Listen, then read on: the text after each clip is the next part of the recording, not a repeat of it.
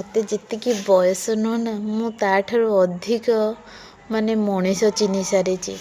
ମାନେ ଭଗବାନ ତ ଦୁଃଖ ଦିଅନ୍ତି ସତରେ ଗୋଟେ ମଣିଷକୁ ଚିହ୍ନେଇବା ପାଇଁ। ଆଜିକାଲି ଦୁନିଆଟା କେମିତି ସତ କହୁଛି, ମୁଁ ଏବେ ଏମିତି ହେଇଯାଇଛି ନା, ମୋର କିଏ ନିଜର ଆଉ ମୋର କିଏ ପର, ମୁଁ ସତ ଚିହ୍ନି ଯାଇଛି।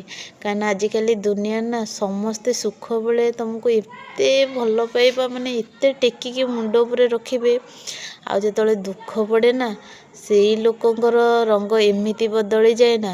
ତେଣୁ ସବୁବେଳେ ମଣିଷ ଚିହ୍ନିବାରେ ଭୁଲ କରନ୍ତୁନି। ଆଜିକାଲି ଦୁନିଆଟା ଏମିତି, ସମସ୍ତେ ନିଜ ଫାଇଦା ଦେଖିବେ, କେହି କାହାର କଷ୍ଟ ବୁଝନ୍ତିନି।